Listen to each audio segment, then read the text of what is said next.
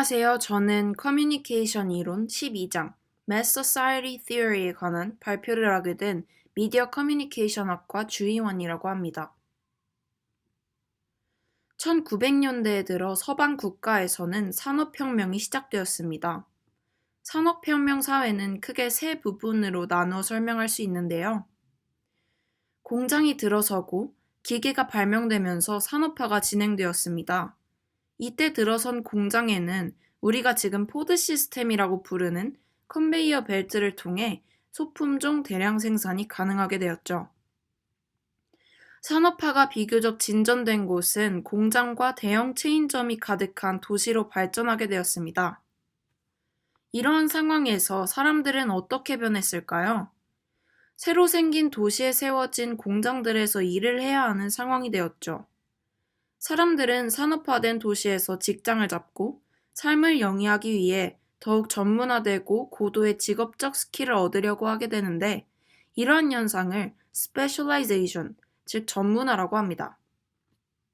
이렇게 되면서 서구 여러 국가들에는 대중사회가 나타나게 됩니다. 다수의 사회 구성원들이 서로 누구인지도 모르고 각기 다른 특징을 가지고 있으면서도 하나의 무리를 이루고 있는 사회를 대중사회, Mass Society라고 합니다. 여기서 매스와 퍼블릭을 비교해 볼 필요가 있습니다. 퍼블릭 사회의 경우 사람들이 의견을 받아들이는 만큼 의견을 표현합니다. 누군가의 의견을 수용하는 행위와 자신의 의견을 바깥으로 내비치는 행위가 비슷한 빈도로 이루어진다는 것이죠. 여기서 대중의 의사소통은 매우 조직적이어서 늘 즉각적으로 의사소통을 할 기회가 생기고 어떤 견해를 표현하든지 이에 대한 답변을 효율적으로 돌려받을 수 있게 됩니다. 퍼블릭의 견해는 토의와 같은 방식으로 구성되며 심지어 우세한 권위체계에 반대하는 의견도 쉽게 행동으로 표현될 수 있습니다. 또한 권력기관의 일은 굉장히 자주적이라서 퍼블릭에 진입할 수 없죠. 반면 매스 소사이어티는 훨씬 적은 수의 사람들이 의견을 표현합니다. 그래서 이런 소수의 의견을 대중매체로부터 전해 듣는 사람들의 추상적인 무리를 우리는 매스라고 부르게 됩니다. 또한 매스 사회에서의 의사소통은 매우 조직적으로 이루어집니다. 개인들이 이 속에서 즉각적으로 답을 받거나 어딘가로부터 영향을 받는 것은 매우 어렵게 됩니다. 어떠한 견해에 대한 깨달음은 행동의 수단을 조직하고 통제하는 권위자들에 의해 통제되고 여기서 대중은 기관으로부터 절대 자유롭지 않습니다. 허가된 기관의 대리인 역시 대중과 소통하는 과정에서 자율성을 제한받게 됩니다. 그 배경을 살펴보자면 대중매체의 발달이 기여를 했다고 볼 수 있는데요. TV가 나왔고, 신문이 나왔고, 라디오가 발명되었고, 나중엔 인터넷이 가능해지게 되었죠. 오늘날에는 스마트폰까지 가능해지게 되었는데 이 대중매체란 대중에게 대량의 정보를 제공하는 시청각 매체입니다. 불특정 다수인 대중이 사회 주도적 세력으로 자리하는 데 기여하였고 교육, 문화, 오락 등 다양한 기능을 담당합니다. 또한 대중들의 사고, 행동 양식을 규정하고 그 방향까지 제시하였죠. 특히 초기의 대중매체인 TV나 신문, 라디오는 일방향적 소통이 강조되었지만 스마트폰이 등장하며 쌍방향 소통이 두드러지며 수평적이고 활발한 투웨이 커뮤니케이션이 가능하게 되었죠. 그러나 이런 대중사회를 거치면서 변화한 것들이 정말로 수평적인 사회를 만들었을까요?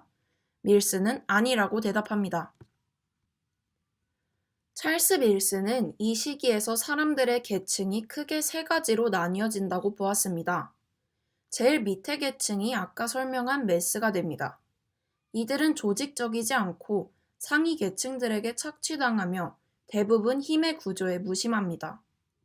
중간 레벨에는 의회나 다른 입법자들, 이익단체의 수장, 지역사회의 오피니언 리더들이 해당합니다.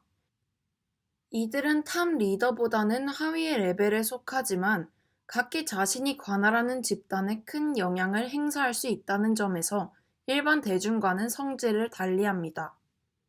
가장 위의 계층은 리더 집단입니다. 각각 거대 기업, 정치권, 군대, 세 가지로 나뉠 수 있습니다. 이들을 밀스는 파워 엘리트라고 일컫습니다.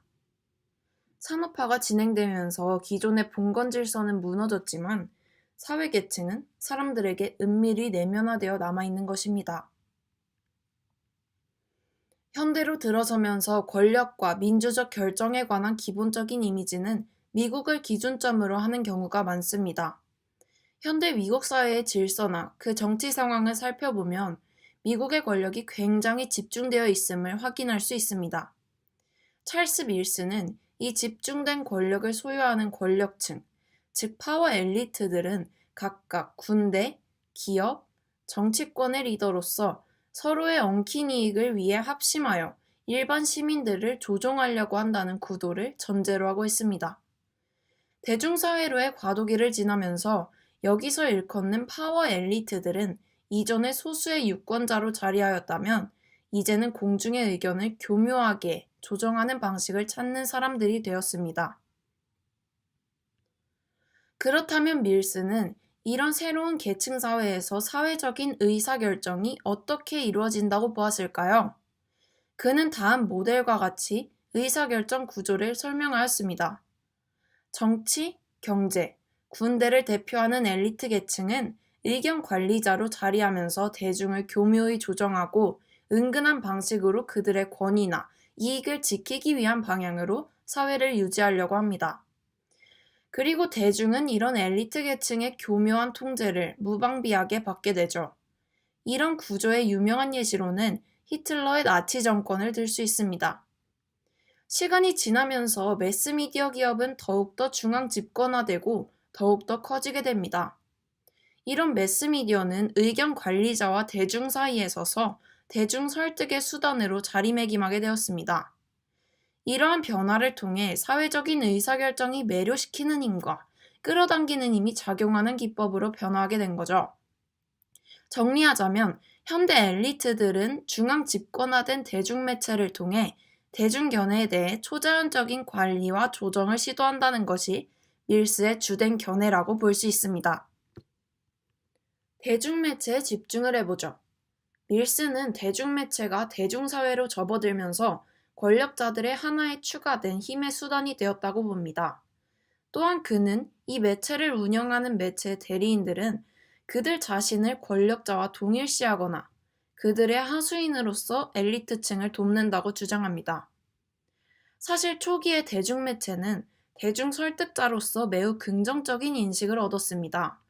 그러나 전쟁 기간 동안 과장된 표현과 진부해진 메시지 때문에 사람들의 대중매체에 대한 신뢰는 사라지게 됩니다. 이로 인해 대중매체는 기존의 대중설득의 기능이 제한되면서 대신 대중 개개인의 삶과 가까이서 지내는 사람들과 같은 사적인 설득에 관심을 가지게 되었습니다. 즉, 대중매체는 점점 제한된 직접 설득의 능력과 새로 더해진 사회적 문맥의 관점을 모두 아우르며 의견을 관리하는 도구로 자리매김하게 된 것입니다. 이 내용은 뒷부분에 더욱 자세히 설명드리겠습니다. 찰스 밀스는 현대 미국 사회에서 대중매체와 힘 사이의 관계를 이렇게 설명했습니다. 첫 번째, 미국 사회가 앞서 설명한 일명 대중사회가 되면서 대중매체의 중요성이 커졌습니다.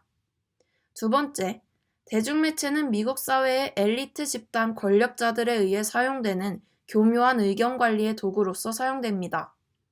또한 앞서 언급했듯이 매체기관 혹은 대중매체의 운영자는 그들 자신을 엘리트 권력층과 동일시하거나 자신을 그들의 하인으로 여기면서 행동을 같이 합니다. 권력과 이렇게 밀접한 관계를 맺고 있는 대중매체는 밀스에 의하면 대중의 정신적인 문맹에 책임이 있습니다. 교재에서는 대중매체로 인한 정신적 문맹에 대해 더 서술하고 있습니다. 첫 번째, 우리의 머릿속의 세계에 대한 그림은 대개 대중매체로부터 얻는 것이고 개인이 경험한 것도 매체로부터 만들어지는 고정관념 속에서 조직화됩니다. 이렇게 만들어진 충성의 고정관념은 연속성을 지니고 있으며 과거의 경험을 통해 형식화되고 현재와 미래 경험에 영향을 줍니다. 또한 이러한 고정관념은 새로운 도전적 견해에 부딪혔을 때 개인에게 감정적인 안락함을 제공함으로써 사람이 불안을 외면하고 고정관념에 의지하게 하도록 만들게 됩니다. 여기서 밀스는 월터 리프만의 연구를 언급하는데, 여기서 편견의 개념을 의사결정자들의 편견과 일반 사람들의 편견으로 구분하면서 아이들의 세계에 대한 견해가 대중매체로 인해 생긴 고정관념의 산물일 수 있다는 경고를 하기도 합니다. 두 번째, 매체 간의 경쟁은 시간이 지날수록 점점 심해졌고, 개인은 이와 반대로 하나의 매체를 중요시하고 선택한 매체에만 집중할 수 있게 되었습니다. 사람들은 기존의 본인의 견해와 맥락을 같이 하는지에 기초해 새로운 견해를 선택해 수용하게 되는 거죠. 이렇게 더 자주 받아들여지게 되는 견해는 갈수록 개인 속에서 강화됩니다. 또한 매체의 다양성과 경쟁은 겉으로 보기에는 매우 다양한 매체가 무한한 경쟁을 하는 것 같지만, 실제로는 이미 어느 정도의 범위로 기준화된 주제의 범위 안에서만 다양성을 약간 보일 뿐임을 알게 될 수 있습니다. 또한 미디어는 계속해서 개인에게 새로운 정체성과 열망을 제공한다는 점에서 책임이 있습니다. 매스미디어는 개인에게 끊임없이 새로운 욕구와 되고자 하는 것들을 알려주고 동시에 이를 이룰 수 있는 기술을 줍니다. 뿐만 아니라 개인들에게 이 모든 것을 알려주는 미디어가 없어진다면 어떤 기분일지 은근히 말해주며 수용자들에게 현실 도피를 제공합니다. 마지막으로 텔레비전에 대해 이야기해봅시다. 텔레비전은 특히 인간적인 의미로 가득 찬 개인의 사생활 파괴의 주범입니다. 대중매체가 해롭다고 인식되는 것은 그것이 세계에서 일어나는 많은 소식들을 손쉽게 접해주기는 하지만 이를 개인의 일상과 실질적으로 연결시켜주지는 못하기 때문입니다. 즉, 대중매체는 공적인 문제와 사적인 문제를 연결하는 데에 실패했다는 점에서 정신적 문맹에 책임이 있다고 할 수 있는 겁니다. 이런 찰스 밀스의 이론은 데니스 맥케일의 매스 커뮤니케이션 이론과 맥을 같이 합니다. 맥케일의 이론은 사회적 커뮤니케이션 프로세스를 다음과 같은 모델로 설명합니다. 전문적 집단이 송신자가 되어서 매스미디어라는 기술적 장치를 통해 미디어에 나올 수 있는 여러 종류의 상징들을 대중, 즉 수용자에게 전달하는 과정으로 말이죠. 이 이론에서는 전문적 집단이라는 송신자는 조직성, 전문성, 권위 혹은 명성을 갖춘 집단이며, 이들이 사용하는 기술적 장치인 매스미디어는 다수의 익명 소비자를 대상으로 하는 미디어라는 특징을 지니고 있습니다.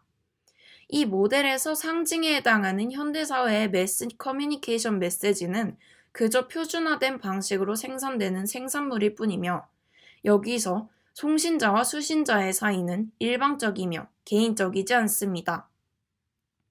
그럼 이러한 이론들과 반대되는 견해를 가진 학자를 살펴볼까요?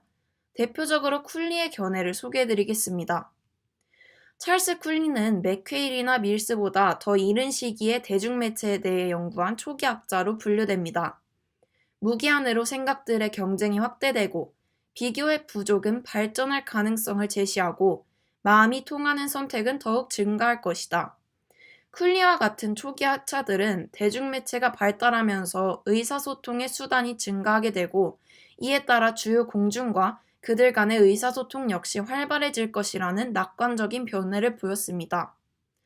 이러한 쿨리와 맥락을 같이 하는 의견들은 실제로 대중매체에 대한 연구를 하다 보면 심심치 않게 찾아볼 수 있습니다. 그러나 시간이 지난 지금 이러한 견해보다는 밀스의 이론이 조금 더 지금 사회의 현실과 맞아떨어지는 것은 사실이죠. 그럼 여태까지 밀스가 주장한 대로라면 대중매체는 엘리트 계층과 의견을 같이 하면서 대중을 교묘히 조작하고 그들이 원하는 방식으로 사회적 의견이 형성되도록 매스 커뮤니케이션을 만들어냅니다. 한마디로 절대적인 영향을 행사한다고 볼 수 있는 거죠. 하지만 과연 실제로 우리는 파워 엘리트에게 완전히 생각과 가치를 조종당하면서만 살까요? 여러분들은 이런 주장에 동의하시나요? 교재에 따르면 한계는 있습니다.